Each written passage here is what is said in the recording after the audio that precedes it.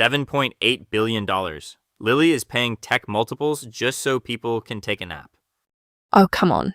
Centessa is not selling melatonin. They are cornering a narcolepsy market that has had zero innovation in a decade. Read the clinical data. Fine, but my old KKR buddies are the ones truly sleeping well tonight if Apollo actually hands them $10 billion for Atlantic Aviation. Parking private jets is apparently a recession-proof asset class. But before we get to the billionaire tarmac drama, why is Big Pharma suddenly buying everything in sight? The rundown. I'm just saying, if you're going to leak a merger infographic to the press, at least make sure the font is legible. That McCormick and Unilever slide deck looked like it was made in MS Paint circa 2004. But the numbers are incredibly real. They're combining their food businesses to create this absolute global flavor powerhouse, projected combined revenues of $20 billion. $20 billion of paprika and mayonnaise. I actually love this deal structurally. The consumer goods sector needs a shakeup, and carving out these units makes perfect sense. Speaking of carving out, let's move from the grocery aisle to the tarmac. Apollo is reportedly dropping $10 billion to buy Atlantic Aviation. Wait, from KKR? From KKR, prying a $10 billion asset from a rival megafund is peak private equity drama. I can smell the Patagonia fleece from here. The gossip in PE circles right now is completely out of control. $10 billion is a staggering multiple for fixed-base operations. You're basically buying parking lots for private jets. High-margin parking lots, Maya? True. Speaking of infrastructure, Primoris Services is buying Pinecrest Electric for $422 million in cash. Wait, really? We're doing regional electricians on the rundown now? Oh, come on. Don't pretend you don't see the play here. Pinecrest does data center build-outs. Buyers are evaluating anything that touches the AI supply chain right now. $400 million is a steal for that kind of exposure. I guess, but calling an electrical contractor a backdoor AI play feels like a massive stretch, even for my banker brain.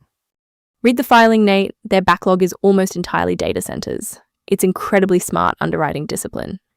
Fine, I'll read the footnotes. Let's jump to biotech. Biogen is buying Apellis Pharmaceuticals, $5.6 billion, all cash. Priced at $41 a share.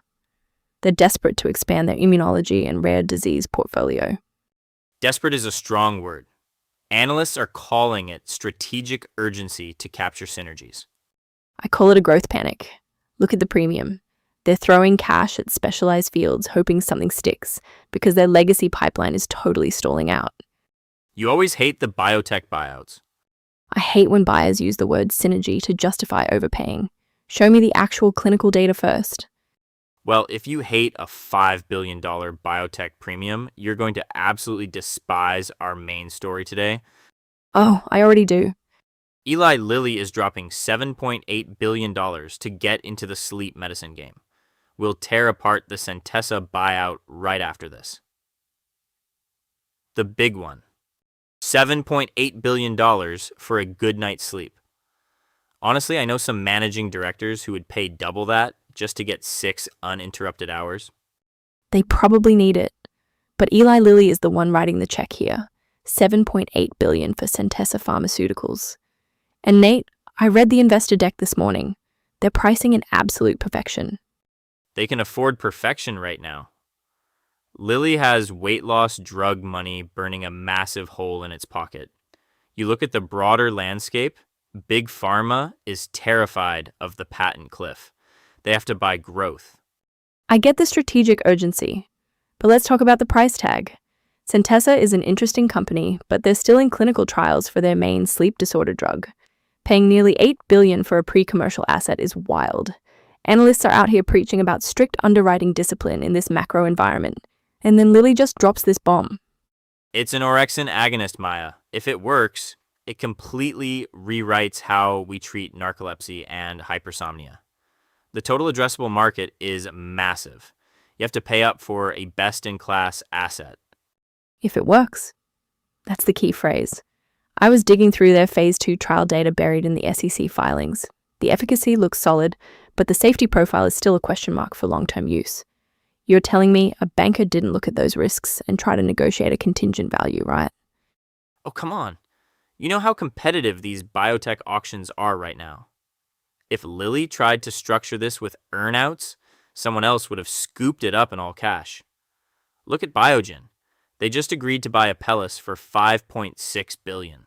$41 a share in cash for an immunology portfolio, no earnouts, just a massive cash cannon. Apellis actually has approved products, though. Biogen is buying revenue to cover its own pipeline gaps. Lilly is buying a very expensive lottery ticket.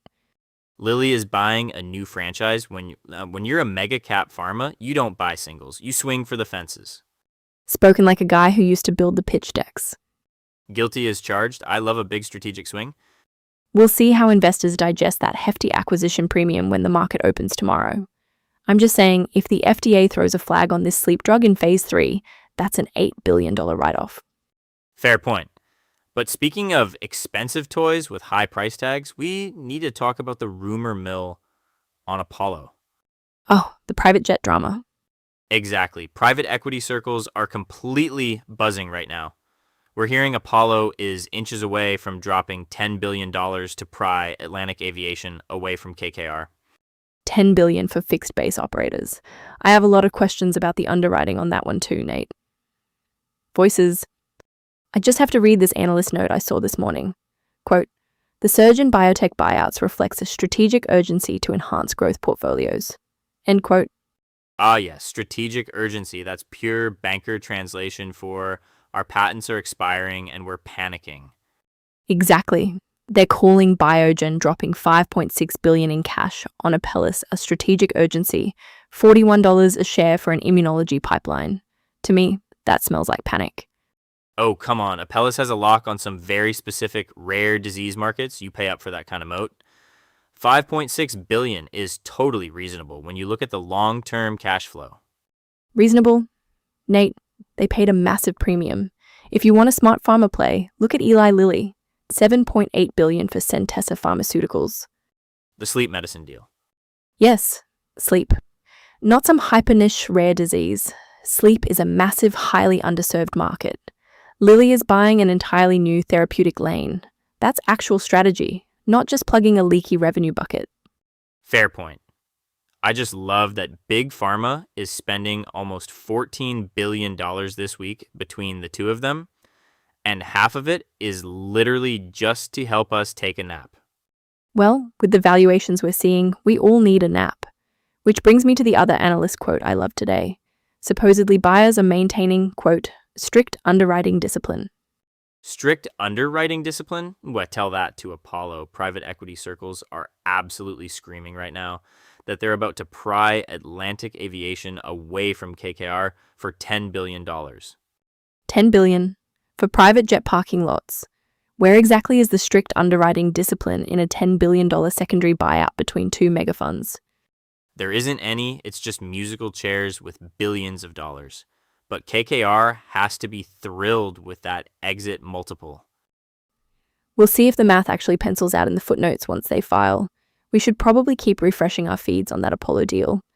Oh, absolutely. That official confirmation could hit the wires tomorrow morning, along with the broader market digesting those massive biotech premiums from Lilly and Biogen. Let's see who wakes up with buyer's remorse. Spill the tea. I just want to know who leaks an infographic. A term sheet, sure.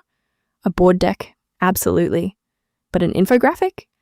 Some exhausted vice president probably hit reply all to the wrong distribution list. But you have to admit, a McCormick and Unilever foods combination is a banker's dream, creating a $20 billion flavor powerhouse. Is it a dream, though? I saw that leaked graphic. You are taking McCormick's spices and mashing them into Unilever's mayo and bouillon cubes. The channel conflicts alone are going to be a nightmare. Oh, come on. You get massive scale in every grocery aisle on Earth. The pricing power with retailers is insane. They will bully supermarkets into giving them entire end caps. Maybe. But I need to see the actual synergy targets before I buy the hype. Right now, it just looks like two slow growth giants trying to find a spark. Fair enough. But if you want a real spark, look at what Apollo's doing.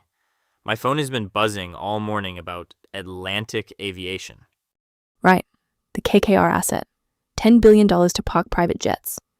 Exactly. Apollo's trying to pry it right out of KKR's hands. It is the ultimate private equity flex, buying the literal infrastructure your rivals use to fly to their Hamptons houses. 10 billion is a staggering number for airport terminals, Nate. Are they underwriting this assuming private jet travel just grows forever? When you manage that much capital, you buy hard assets with moats. And Atlantic owns the tarmac at the best airports. I bet we see official confirmation hit the wires by tomorrow morning. We will be watching for it. Speaking of massive premiums, we need to talk about what is happening in pharma.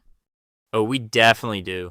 Eli Lilly just dropped $7.8 billion on a sleep aid, and Biogen is opening its wallet too. Tomorrow's radar. I am glued to the wires tomorrow, waiting for Apollo to drop this $10 billion Atlantic Aviation deal. 10 billion for private jet parking lots. I need to see the underwriting. Oh, come on. They are basically toll roads for billionaires. Plus, prying it away from KKR, the ego premium alone is worth $1 billion. You can't put ego on a balance sheet, even if you former bankers try. Watch me. What else is on your radar? The biotech hangover. Investors have to digest Eli Lilly spending 7.8 billion on Centessa, plus Biogen throwing 5.6 billion at Apellis. Heavy premiums. Massive. I want to see if the market actually rewards the strategy or punishes the price tag. If pharma tanks, we can just eat our feelings. McCormick and Unilever are supposed to announce their $20 billion food mashup. I saw the leaked infographics. If they actually use the phrase flavor powerhouse in the official filing, I am shorting the stock.